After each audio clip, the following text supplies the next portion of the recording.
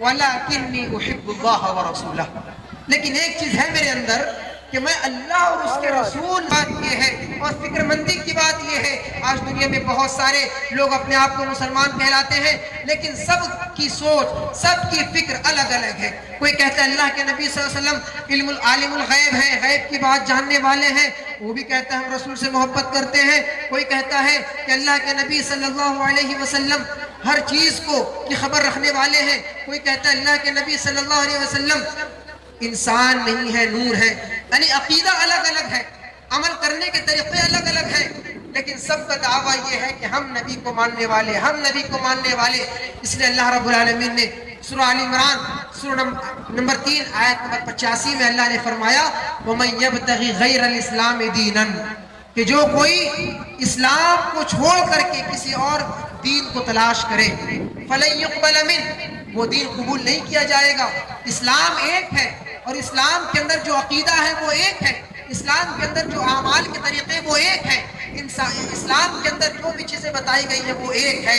اگر آدمی اسلام کا نام لے کر کے کوئی الگ چیز مانے، کوئی الگ عمل اختیار کرے، کوئی الگ فکر رکھے، کوئی الگ سوچ رکھے اور سب یہ دعویٰ کرے ہم مسلمان، ہم مسلمان، ہم اسلام والے، میرے بھائی اللہ نے کہا ایسا تو نہیں ہے کہ الگ الگ فکر بھی ہو، الگ الگ سوچ بھی ہو، الگ الگ عمل بھی ہو اور سب کا اسلام ایک ہو۔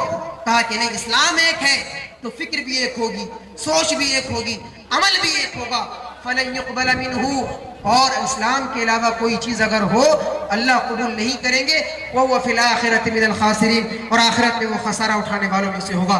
میرے بھائی اور دوستو، اسی طریقے سے لوگ کہتے ہیں کہ اگر نبی کو مانو، نبی سے محبت کرو، تو نبی سے اتنی محبت بھی کیا کرنا کہ نبی سے اتنی محبت کرو، اتنی محبت کہ اماموں کو بھول جائیں، اولیاء اللہ کی بات کو چھوڑ دے، بزرگوں کی بات کو رد کر دے، اور ہمارے اکابر جو گزرے ہیں ان کو چھوڑ دیا جائے، ان کو نظر انداز کر دیا جائے، صرف نبی نبی کیا جائے، باقی امام نہیں ہے کیا؟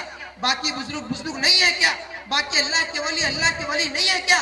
سب کی بات کو ٹھکرا دیا جائے کیا؟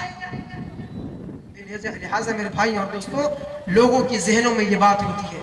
ہمارا دعویٰ یہ ہے، ہم یہ کہتے ہیں تمام لوگ دنیا میں جتنے بھی امام ہیں، تمام کی امامت کو ہم تسلیم کرتے ہیں، تمام اماموں کی بات مانتے ہیں، تمام اولیاء اللہ کی بات مانتے ہیں، تمام بزرگان دین کی عزت کرتے ہیں، دل سے اس کی بات کو مان لیتے ہیں۔ اگر کوئی کسی کی بات آ جائے فَلَا وَرَبِّكَ لَا يُؤْمِنُونَ حَتَّى يُحَكِّمُوكَ کے تحت ہم اس کی بات کو مان لیتے ہیں، لیکن ہمارا دعویٰ یہ ہے، ہمارا کہنا یہ ہے، ہم اماموں کو تو مانتے ہیں لیکن اماموں کے امام محمد الرسول اللہ صلی اللہ علیہ وسلم کو اپنا امام مانتے ہیں۔